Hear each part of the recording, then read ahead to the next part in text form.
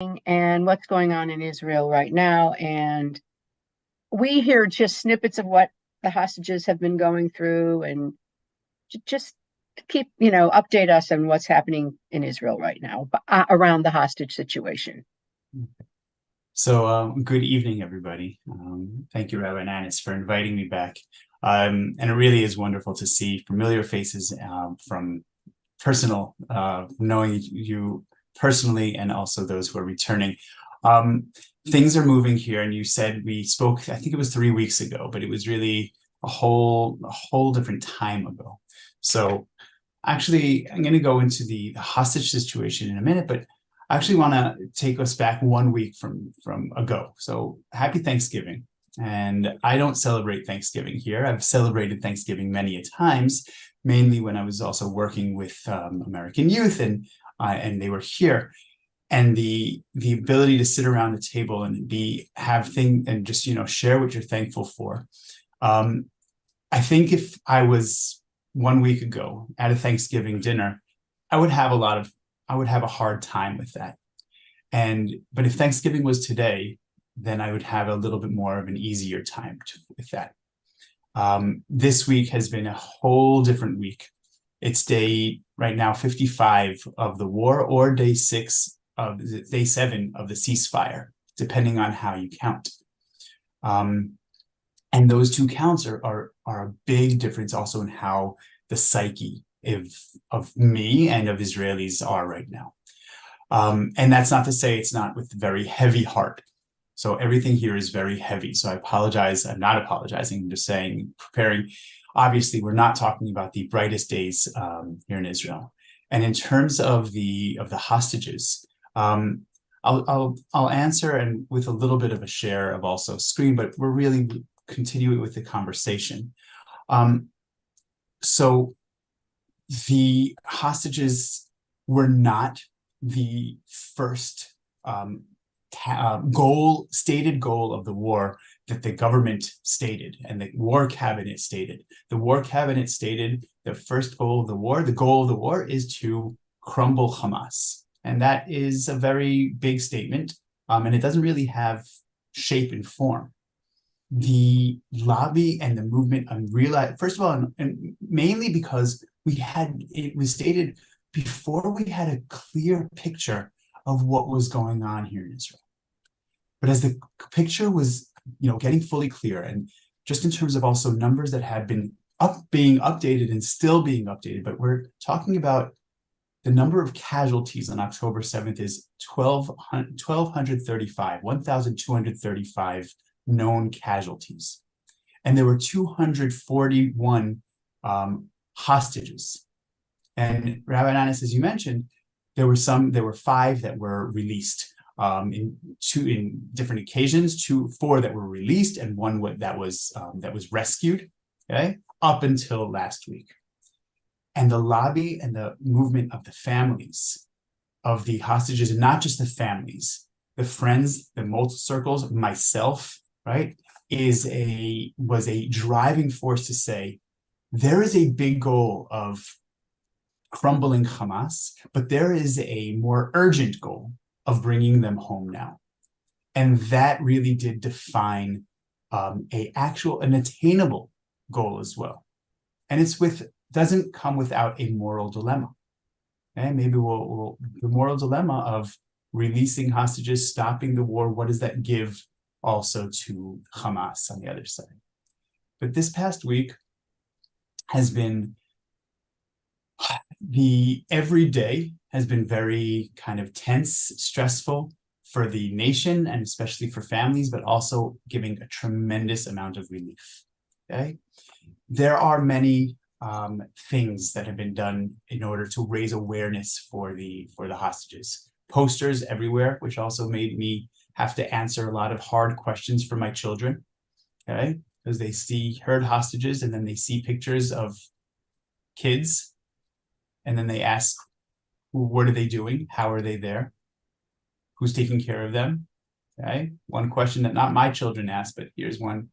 They saw kids there, and they said that they were taken into Hamas and into Gaza. And one of the kids, this was a 5-year-old, asked his parents, how do they have enough car seats to take them into, right? So you have to answer questions that are not ever, like, we didn't have the language to answer these kind of questions, but we had to deal with that. And people are wearing our diskiot. Okay, a diskit is the dog tag. Okay, here's mine, and it actually says Halev shelanu shavui be'aza. My heart is abducted into Gaza, and it's very the way this week has been is every day there was another exchange. Okay. And the terminology in Hebrew was very interesting, right? It is a pulse. Each day there was a pulse. There were hostages returned. There were Palestinian prisoners released, and there was a ceasefire. So each day of that is called a pulse, a pe'ima, and a pe'ima is our heartbeat, right? Our pulse. So every heartbeat, every day was a heartbeat. And some of the days the heartbeat was steady, and other days there was a delay. So our heart stopped again, and the heartbeat is like not regular in order to see until we see that return and the faces. And we, like, there was a list, the way it worked, there was a list received the night before, okay, at some point through the day. And families got a call, and it was either not today or they're coming back tomorrow. Okay, they got a call from their officer that's in charge of them, and it was just a short conversation. So I want to go just a little bit and I'm giving a long answer to your question because it really is that. And I'm saying again with that family. So here the hostage families had relentless pressure. I had marched with them from a march from Tel Aviv to Jerusalem. I went with my friend Udi for a day, and had his cousin is abducted. In this picture is Nimrod Aloni. He lives right there. Okay? He's my across the street neighbor. And his son is a soldier. It's not the picture in front of him. It's a picture on the side next to his ex-wife is holding, Tamir Aloni. And Tamir Aloni is a soldier who was abducted from his base. Okay? And Nimrod Aloni last night was cooking hamburgers for soldiers up north. Okay, he tries to do that every week, as when he's not speaking, yelling at the Knesset members or at the square, or just keeping him his normal life. Okay, there is no normal life. So, but the lobby and the pressure that was put on by us change the goals of the war to make that attainable goal viable.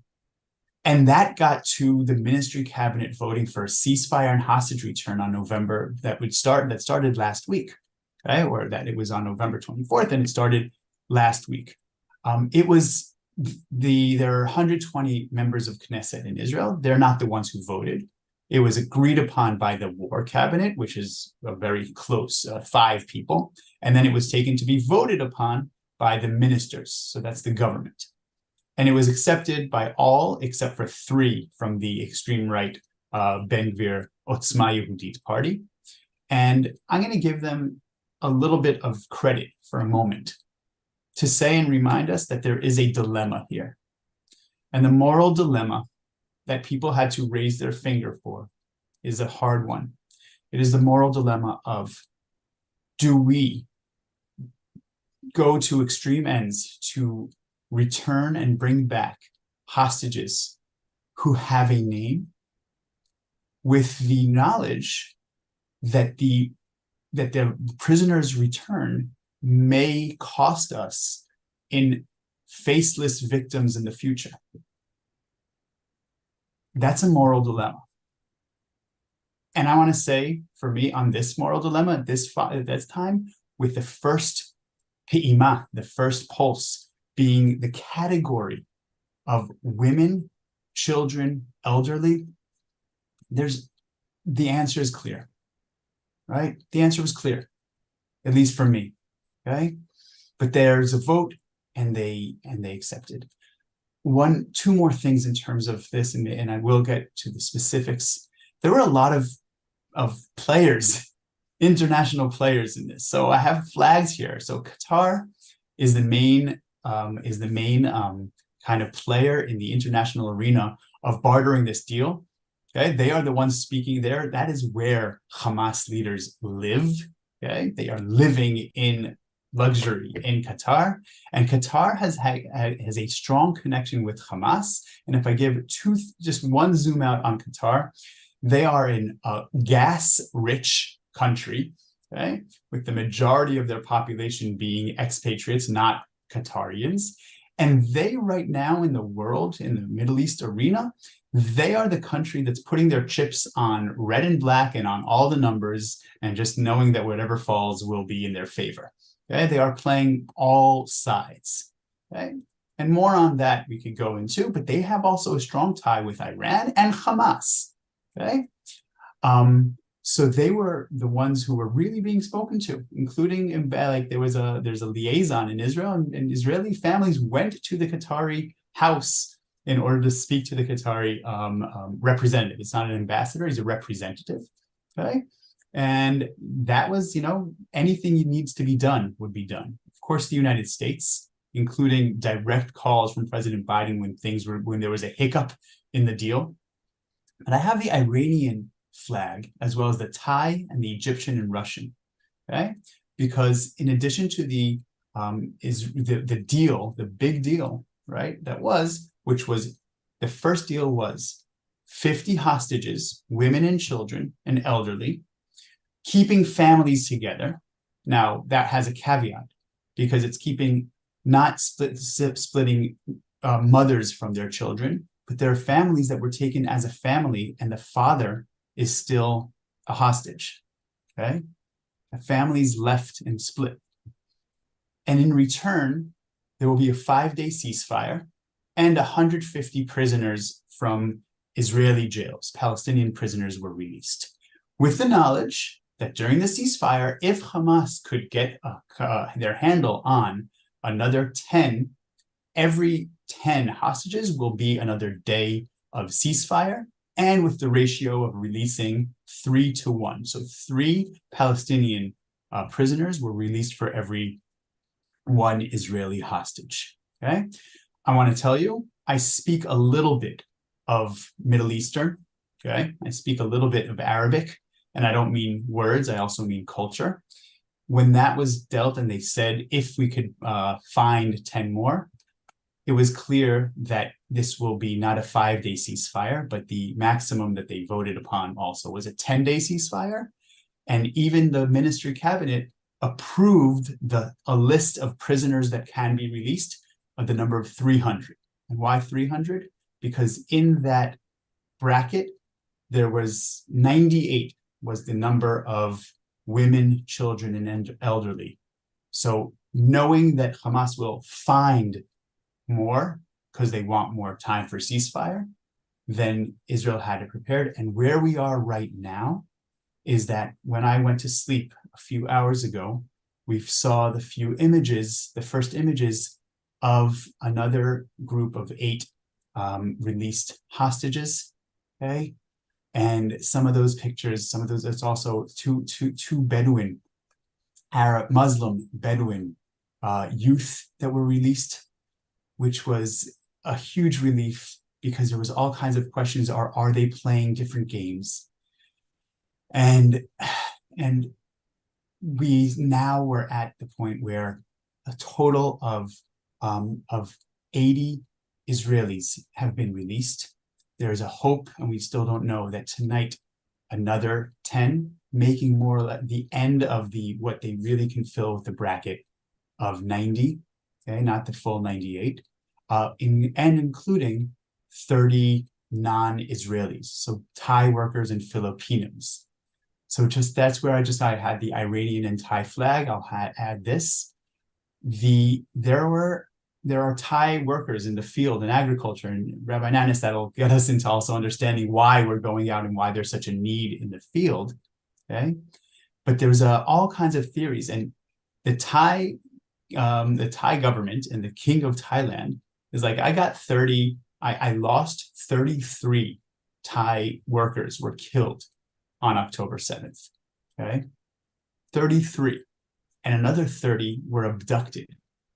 So he doesn't, he's got no skin in the game. So he speaks to Iran and says, you have control over there. Get my people out. So Iran was actually as well directly involved in all of this. So this is I think that these flags also remind us that the Israeli and Gazan war is a small section of a larger world powers. Okay. And in some say proxy war or pawns in that. I don't feel like a pawn, right? But I'm aware that there are bigger things happening here. You So, mentioned Russia. yeah. Oh, thank you. And the Russians, so there were also, in addition to the direct agreement and lists of names, there were 3 Israelis that also have Russian passports, right? And it was also, everything was mentioned. Everybody needs to get their credit. So there are other 3 Israelis that were released, as it was said, as a gesture to Putin. Okay, as a gesture to Putin, there was a young guy, Roni, who was not in the bracket, and 2 other women that were also said, and it was a gesture to Putin. I want to be honest. I don't care. Okay, I don't care if they're talking to Iran. I don't care if they're talking to Putin. Okay, when I was sitting with Nimrod Aloni, my neighbor, and he said I'm gonna clean it up his talk a little bit, but he says, if I have to go to Iran, okay, and hug the Shah, I will do that, right? Whatever it takes to get them home. So that's kind of just like what happened. But now, Rabbi Nanas, you asked what it's like. So I actually chose, there's a lot of emotion going on. But I want to share with you Ohad Munder, who's 9 years old, but he just turned 9. He was abducted when he was 8, right? And Ohad was a hostage on his 9th birthday, right? Now, there was a lot of, just as everybody, we were very much trying to get to know the hostages, right? And it's a lot, and it's very hard. But Ohad Munder, I don't know, something, maybe his age also, right? He was 8, and I have 8-year-old twins, right? So he was someone that I kind of, like, again, connected to. Many of them I connected to.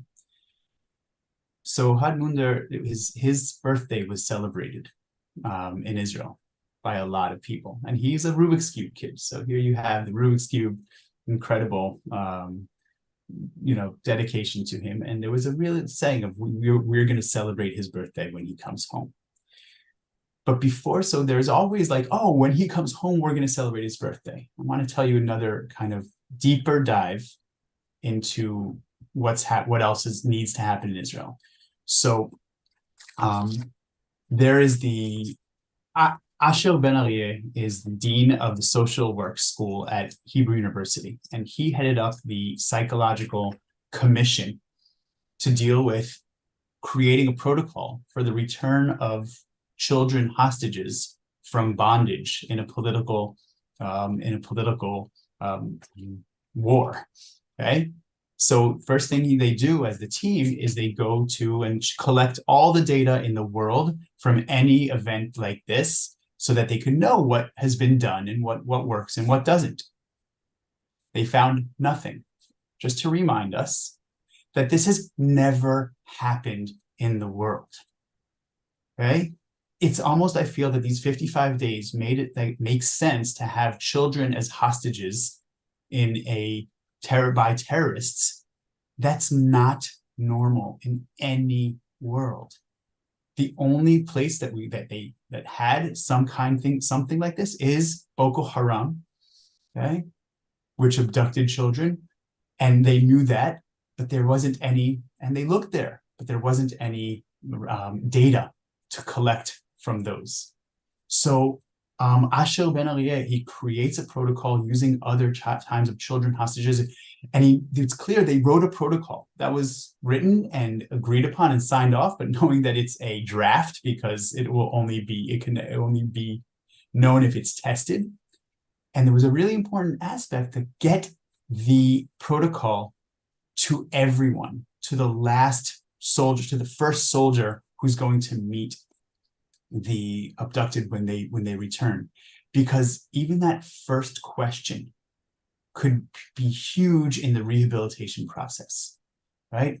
If Ohad comes back and says, hey, are my parents going to be waiting for me when his father was killed? So how do you answer? His mother was His killed. mother, thank you. His mother, how do you answer? Thank you. How do you answer that? So it really needs to be very clear at every stage, creating something that is so bizarre. Okay. So Ohad came back, and his older brother came and saw him and fought, and it was just so. And he had, like you see, the Rubik's cube on the helicopter, right? With that knowledge of giving him back control over his life, right? So I will say this: there's a lot of what I appreciate tremendously is that I don't know all the answers to what you asked in the very beginning, Rabbi Nanis, right? How are they doing? What's going on? I'm also being I'm very obviously want to know as much, but want to know as much as they want to share. So we're mainly hearing actually from the family members who we saw and were in the public light. And there are these articles that are coming out that have followed them up until, and then it ends with the embrace. And for the first days, it was like, okay, we don't know anything anymore. And then now we're hearing the story from 3 days ago and 4 days ago, and not yet knowing and giving room and space for those who are returning now. And so what do we know? We know different stories, okay? And I'll end on a little bit of a comic relief for one because there are places to smile. So Kibbutz Be'eri is a very strong kibbutz. Okay, they have a cultural center. They have their old kibbutz, so they have elderly. They have all kinds of events, kind of like they have adult education. Okay, so one of the members of the kibbutz that was abducted is a very well-known Holocaust scholar. And there are Holocaust survivors from the kibbutz and all. And he's a scholar, and he takes trips to Poland.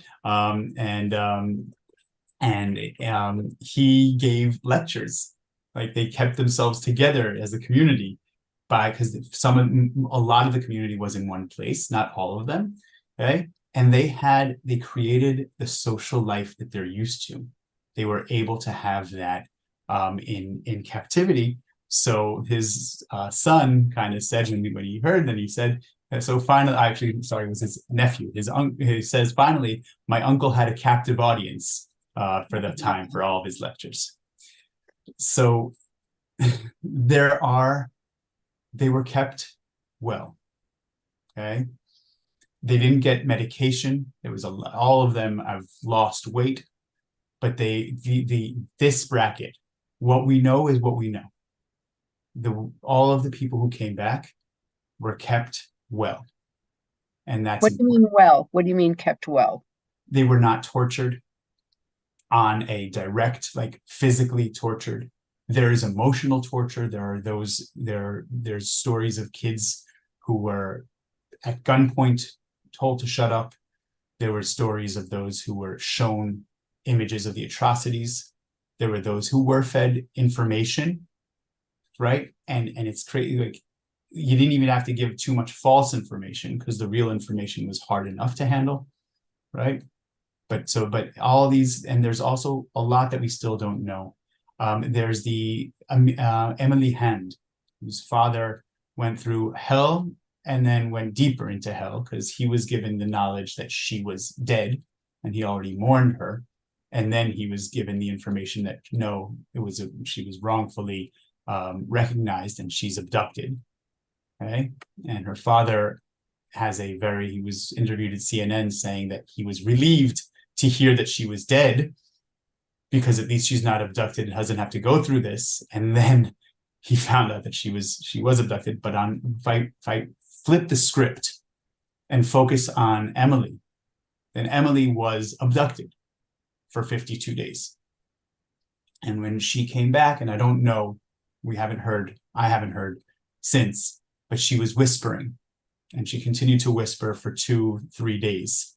In the beginning, it was a thought that maybe her father was now taken to her, not that she was taken to her father. Okay. So, like I said, there's this uncharted territories, and Ashel Ben Aliyah says it's only a test case in how the rehabilitation process will go.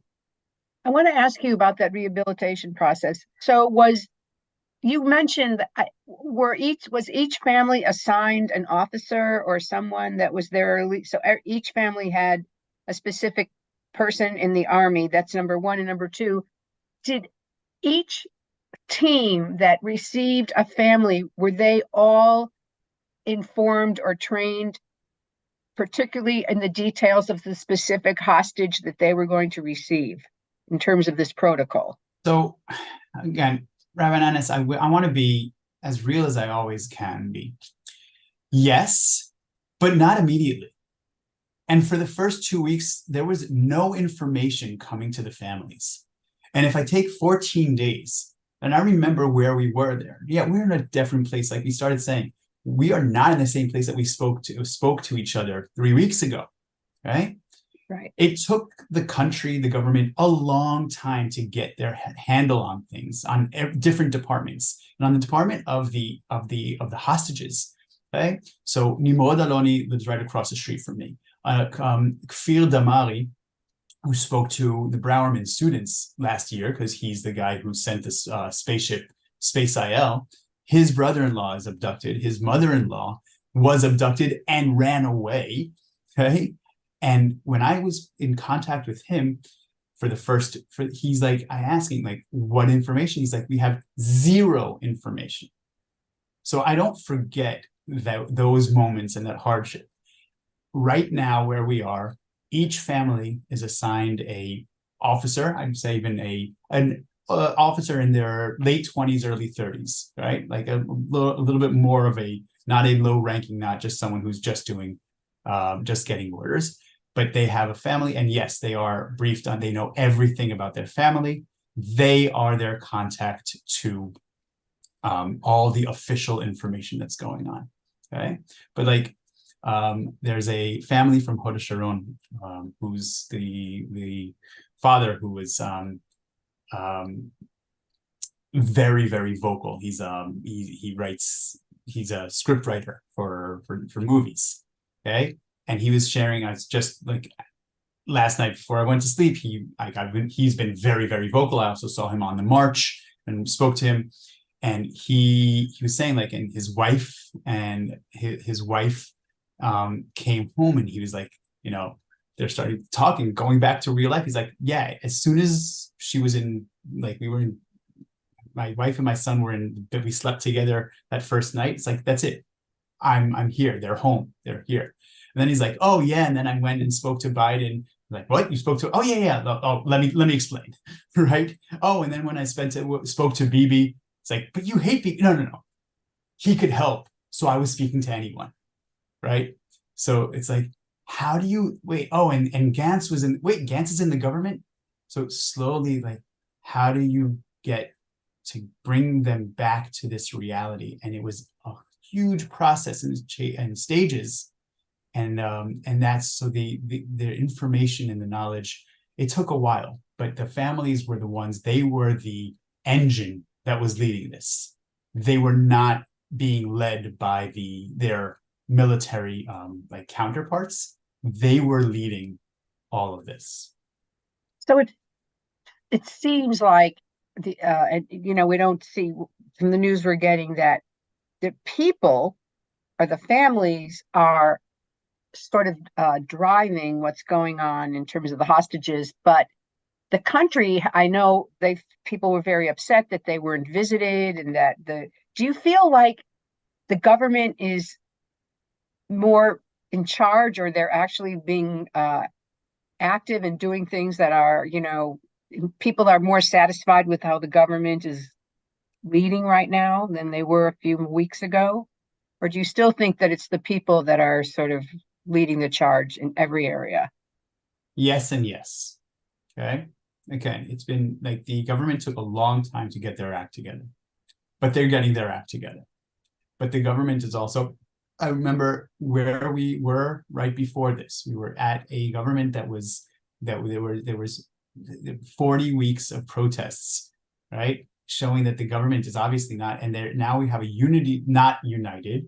So the unity government still has those far-wing fractions and that difference of opinion. So it's not all in the same direction. There is a lot of political play still involved, even though they're saying, no, we're all in the war. But 2 days ago, a budget was passed, which was a budget that was keeping promises from way before the war in a way that was not showing like getting in together. So yeah, there is definitely a lot to say. And I'm going to leave it at that for this point, okay? Because I have a lot to say about the government. A lot of people have a lot to say, but I'm going to actually take the party line, okay? I usually don't, but I'm going to take the party line. These are things that we'll talk about after the war. Right. The question is, when is after the war? And I will say that I want to give once again credit to the social society, the civil society, for even during this week of a ceasefire, okay, or a pause in the war, that it's actually there are that the protests or there are extremely bubbling voices of knowledge of Bibi has to go, and it's not just the people who were saying that always, okay? It's much broader, but there's still the respect of we're still in the middle of this, and if we go out, it could affect our ability to wage war as a country. So we're saying it, but we're not going out and protesting at it right now at this moment. Okay. Thank you. How is the country functioning? I mean, first of all, we know thousands of people had to be relocated from the borders in the north and in the south, from Gaza and the north because of rocket fire and all this stuff. But on what level is the country actually functioning? And I'm curious what's happening. So I'm going to answer that also with a little bit of a slide here. Okay. Good. You're so prepared. It's great. Yeah, the country is functioning. The country is functioning incredibly impressively. Okay. And so when I teach your Browerman students, okay, I have a Milat Hayom, the word of the day. And the Milat Hayom of this whole is Achdut, and unity. And the functioning is happening through this unity, right? And it's Achdut in every aspect, right? So I had this a little bit prepared. So Achdut in combat, and I have these 4 infantry female soldiers. This war saw many things groundbreaking in history. The first female armored corps, that's the tanks. Okay, we have girls and tanks. I was a tank commander, okay, and there was a lot of talk. I'm talking about 20 years ago about is there a place for women in tanks? Well, that question has now been shattered, okay, because there are women in tanks, and they were fighting from October 7th until today. And as one of them said, it's like when asked the question by the journalist, right? I just saw this, it was a few days ago. She's like, I don't get the question. Does the terrorist know that Michal has long hair, right?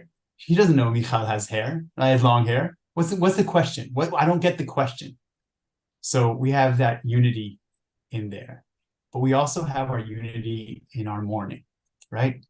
And when we were together in mourning, we were also together in our joy, and joy in Judaism as well. And there are amounts of weddings happening that were planned to happen, and you don't postpone a wedding.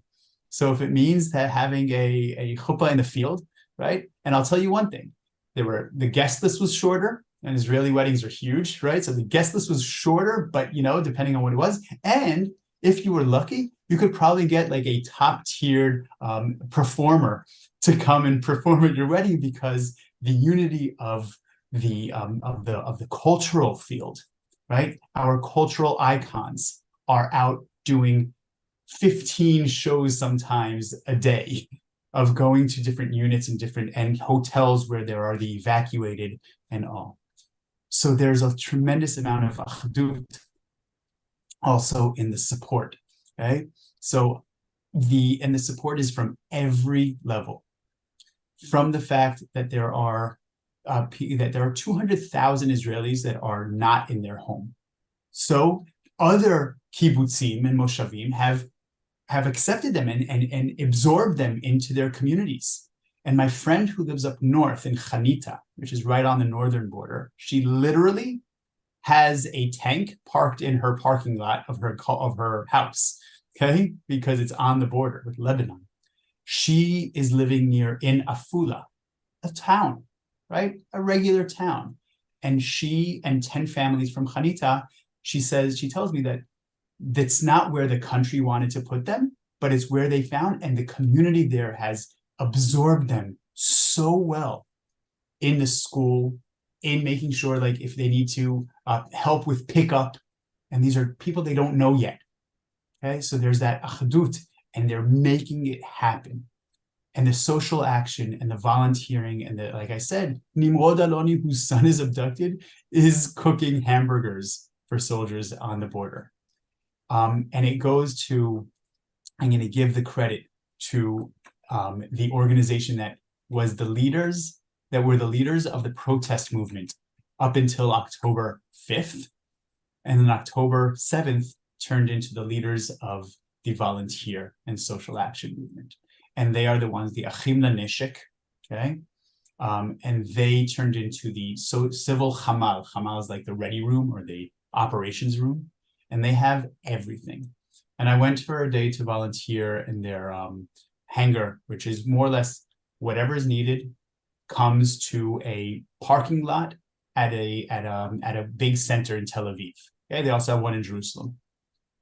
But it was incredible to see it, and it really is. I came on the day, and I was working there and sorting the clothes and stuff like that on the day that it was knowing that winter is coming and there needed sheets and blankets. So a Facebook post was put up right at 11 o'clock at night.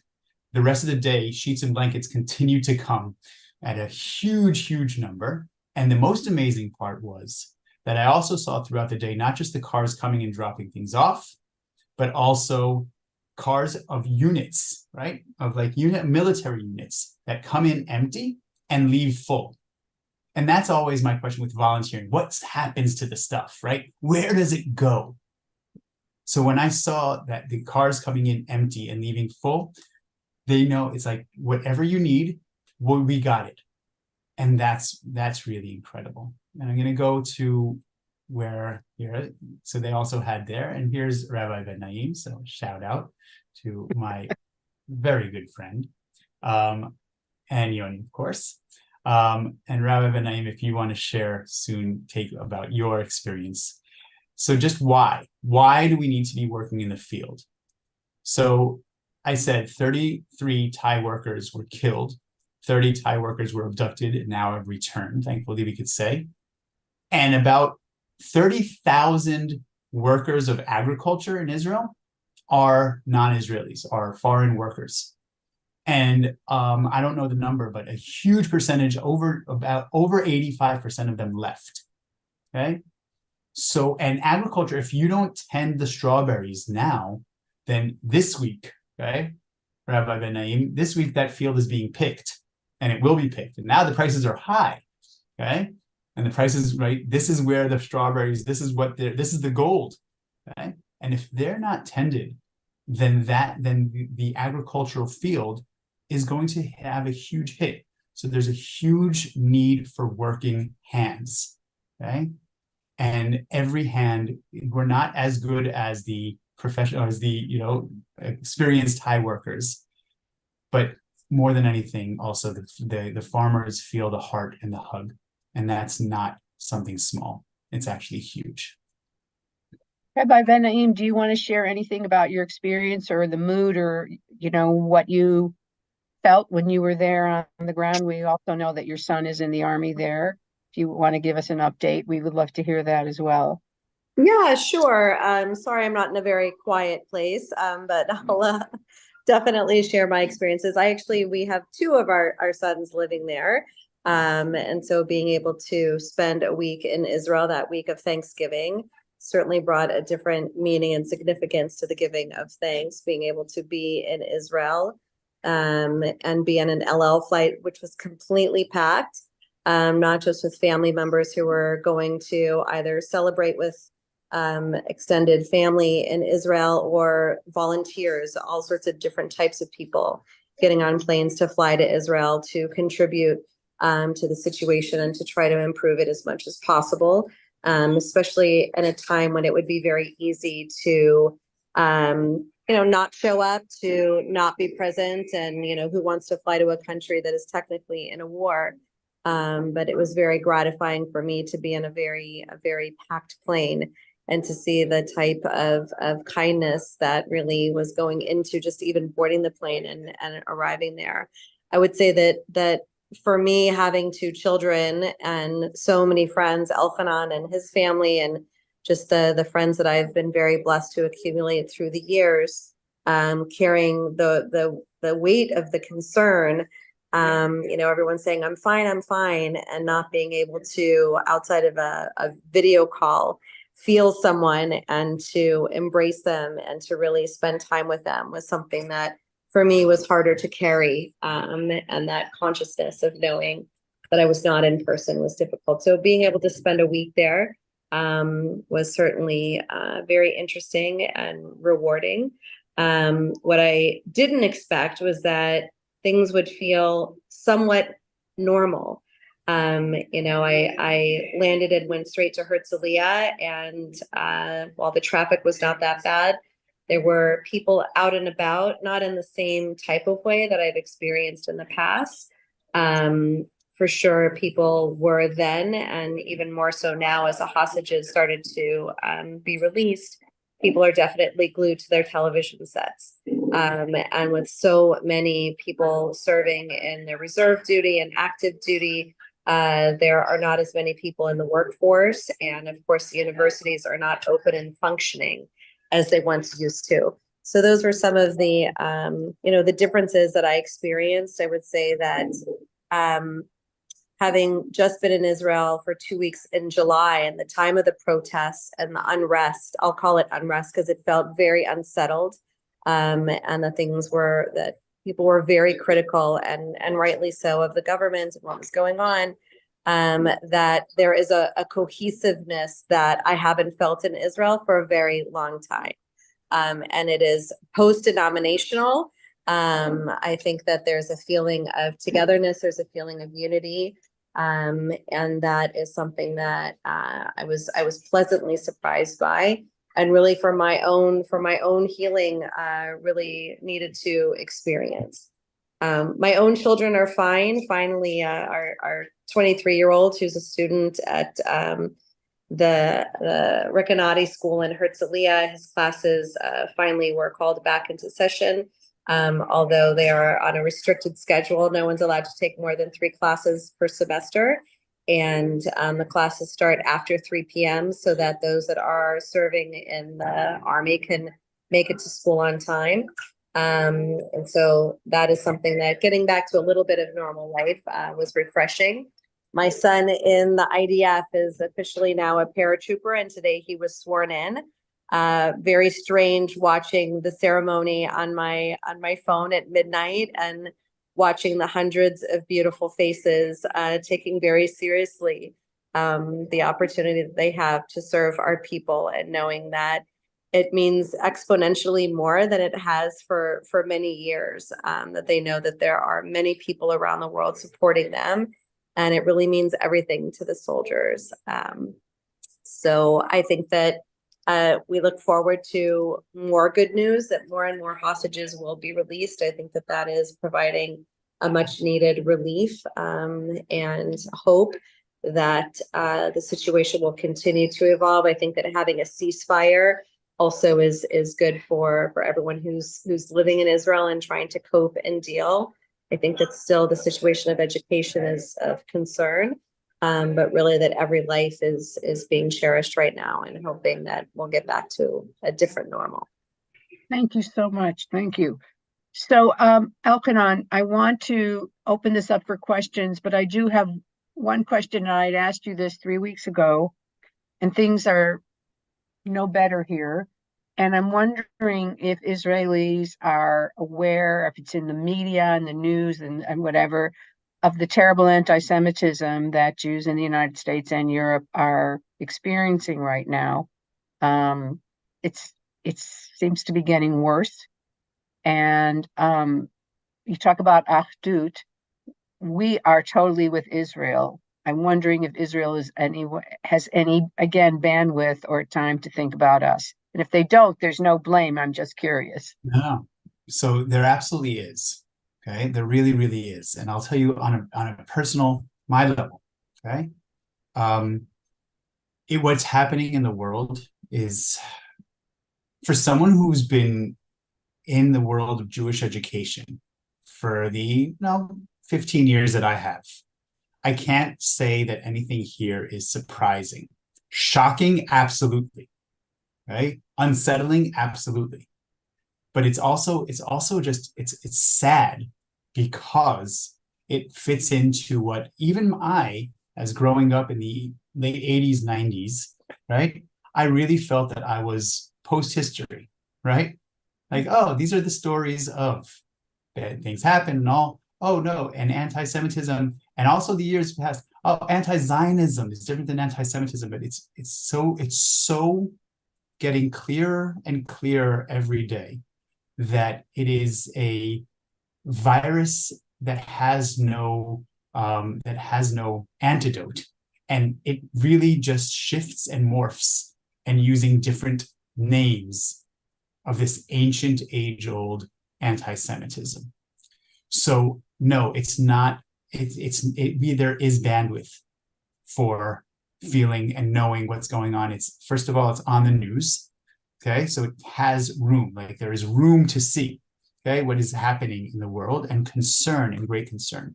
Personally, my master's is in American Jewish Studies at the Ruderman program at Haifa University. So it's been around for 10 years. The Ruderman program it's based on the bridging between United States Jewish communities in Israel, and mainly on the building the bridge from Israel to the United States, to recognizing so they have like, I'm on a weekly Zoom like this, right, which focuses directly on actually hearing the voices from America and scholars speaking about that, to make sure that we, people who are involved, and the voices of bringing the American Jewish community to Israel, are more informed.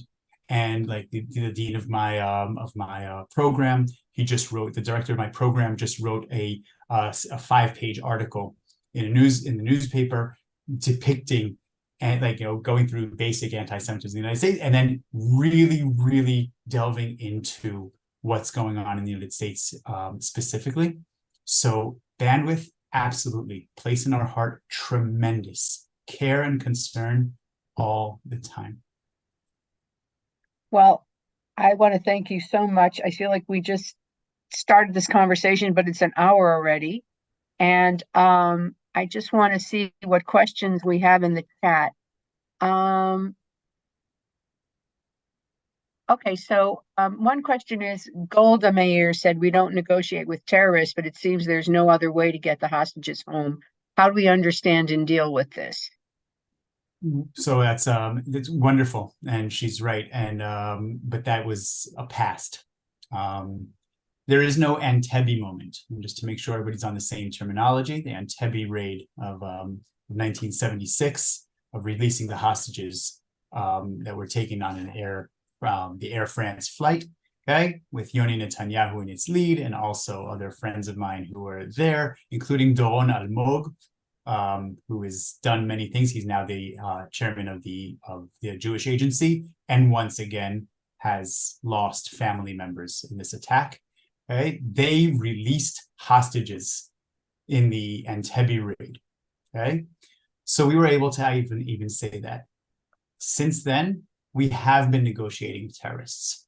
Let's just call it what it is. We've been negotiating with terrorists almost ever since, from the 1980s, with big negotiations with the Jibril negotiation, which released many hostages, which again, people said were necessary, but then had a cost. And I'm going to go the last one, which is very, very big, which was the Gilad Shalit negotiation. Right. And Gilad Shalit, the one soldier. And it's really hard because nobody thought it was a good deal. But for 5 years, Gilad Shalit was in prison. And 5 years later, in 2011, 1,027 prisoners were released, including known with what we say blood on their hands, literally, the ones from Ramallah in 2000 with blood on their hands, including Yihya Sinwar, who is the commander of Hamas and is the mastermind and the one who we even know right now, he went and met the hostages, okay? And his brother, who was the one who abducted Gilad Shalit and got his brother out, Yihya, who came back and said, my goal is to get all the other prisoners out, okay? So he was released. So when I said that dilemma, that moral dilemma, it's real and apparent. And Rabbi Nanis, who spoke about, we didn't speak about, but the terrorist attack this morning, okay, which again, I want to make sure that I have my eyes very clear in my head, okay? There was a 9-year-old Palestinian who was shot dead in the West Bank yesterday, okay? So when I woke up in the morning and the day started and I saw that there was a terrorist attack in Jerusalem, that 3 Israelis were killed, okay? I know where I live, okay? And those two brothers were once prisoners in Israel, okay? So we are living in a very contentious and very hard place. And the conversations that I'm having with my Palestinian friends, who I still consider as friends, are not easy.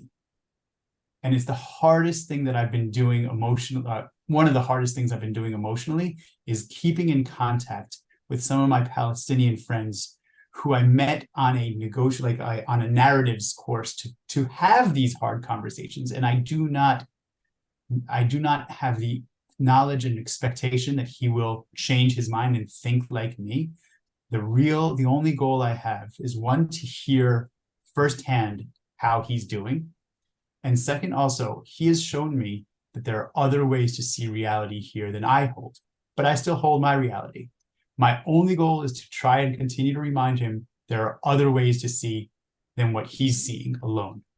That's my goal. And that's the only thing. So I'm not, and I translate that also, and I say this in the world of anti-Semitism and anti-Israel that's going on. It's not the game of, I'm sorry, I'm going to be a little bit blunt. Look at the atrocity that happened yesterday. Oh, really? Well, look at the atrocity that you did to me. It's not a game of who's going to win, right? But it is that conversation of seeing there are other ways than what you think is the only way of seeing this world, right? I read recently that a huge percentage of West Bank Palestinians and Gaza said if there were elections today, they would elect Hamas again or re-elect Hamas. So on the West Bank, it seems there's a lot of support for Hamas. Is that what you're seeing as well? Right now, yes. Yeah. Yes. So here's another question.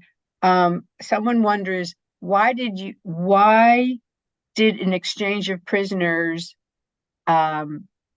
was the negotiation as opposed to return our hostages for letting aid in? Why did we have to include returning jailed Palestinians as well in order to get the hostages back? Was that a possibility just to connect it to the aid?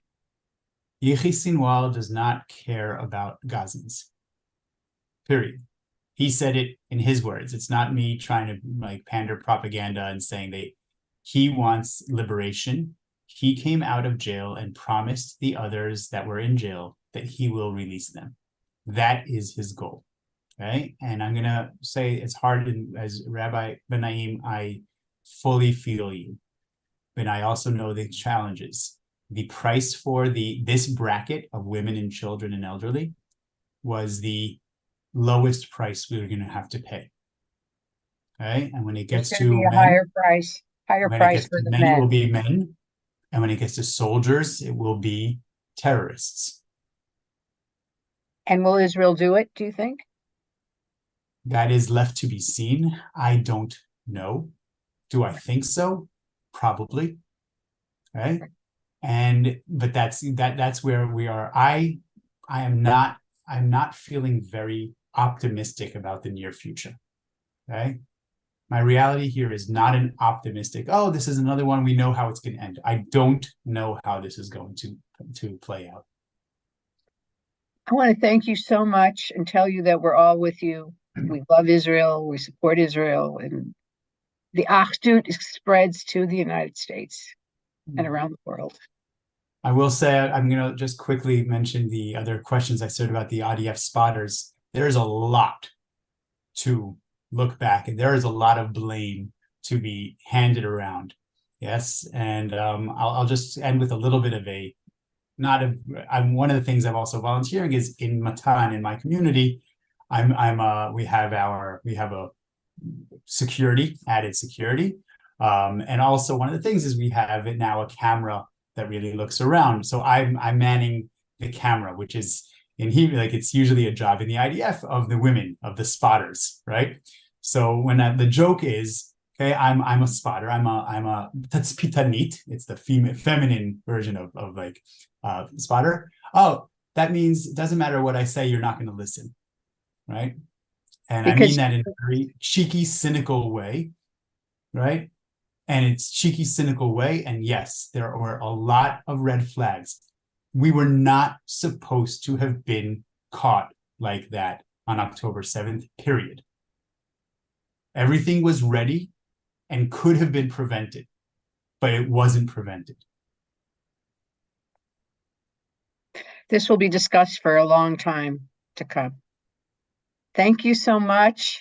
We love you and we appreciate you. And I'm sure I'm going to ask to hear from you again as things progress. And thank you everybody tonight for joining us. And just to let you know that on December 12th at Irma's campus, we're having a night of action where we will be writing, calling, texting. We're going to have lists and lists of people that you can connect to and correspond with in support of Israel and against anti-Semitism. We're going to do it as a community. Everybody's going to crowd together and we're going to do it. And we're going to light Hanukkah candles and have jelly donuts, sufganiyot also. So happy Hanukkah to you. Hanukkah. My kids' school made Chanukiot out of recycled material, and one of the classes made an iron dome Chanukiah. Oh. Okay, so that's the sentiment here is all. It's a combination of this bizarre reality. Yeah. But there's a lot of beautiful, beautiful things happening here, and I wanted at least my last word to be optimistic, okay, and positive, and finding the light. And what Hanukkah is finding the light in the darkness. That's the message. We are in a dark time, so lighting every little candle really sheds a tremendous amount of light. Amen. Thank you, everyone, and have a nice evening, and have a beautiful day, Elhanan. Bye-bye. Bye, Elhanan. Shabbat shalom, everyone. Thank you. Thank you. Thank you so much.